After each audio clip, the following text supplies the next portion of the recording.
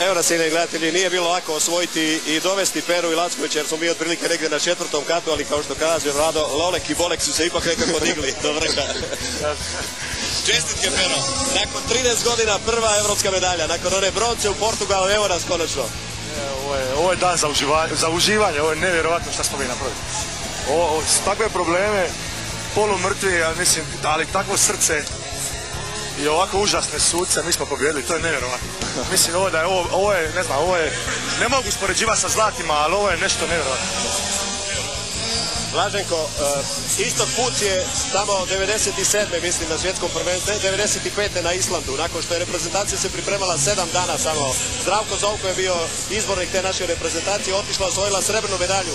I Istok je u jednom intervjuu rekao, treba zapaliti sve rukometne knjige jer to ne postoji u teoriji.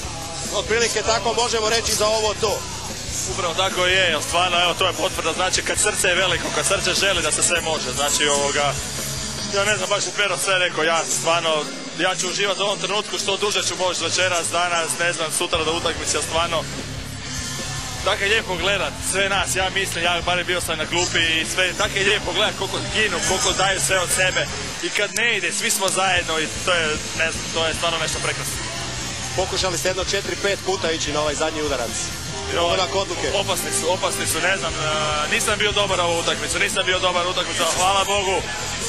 Imao sam neke probleme u zadnjih godinu dana i hvala Bogu što sam uspio, evo te dvije su na kraju. Čekaj, nazvat ću ga ja sad pa mu se zahvali, evo.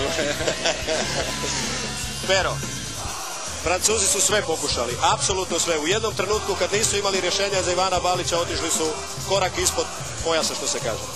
I u tom trenutku su zapravo stigli našu prednost. Mislim da smo mi sve to stoički izdržavali, mislim da nismo se bunili, nismo protestirali, držali smo se jako pametno u napadu, znači bez srljanja, bez nekih brzih napada, jer nemoguće. Veliki je umor, napori su veliki, ekipa je stvarno na izmaku snaga, ali smo za to obranu. Isto tako kako su oni nas udarali, mi smo vraćali još jače. Jer očito je bilo da su suci danas takvu igru puštali.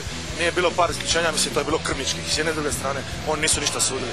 Tako da, prilagodili smo se suđenju i na kraju pobjedili. Mislili su da su, pogledajte koliko oni jači izgledaju nas, koliko su oni, ne znam, fizički moćni, ali nema veze, mislim da mi imamo veće srce i naravno veću kvalitetu. Rekli smo u uvodu u nekakvoj najavi ove utakmice da je zapravo Hrvatska sama sebi najveća nepoznanica. Ovo danas što ste odigrali spada u, rekao bih, nešto najsavršenije što ste u zadnjih možda 4-5 godina odigrali, zar ne?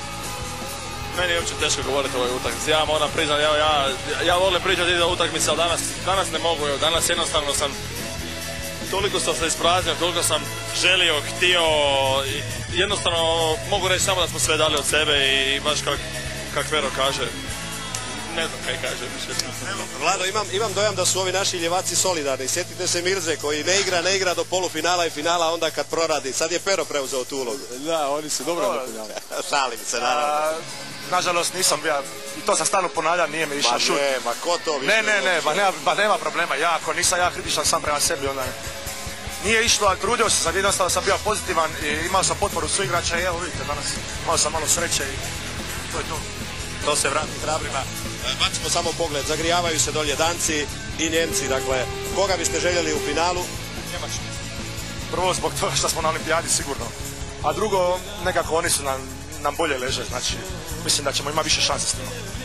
Njemačku definitivno, zbog olimpijade broj 1, broj 2 zato što nam leže. A ako će biti Danci, onda ćemo njih podeliti. A zašto ne bi skinuli svjetske prvake? Upravo tako.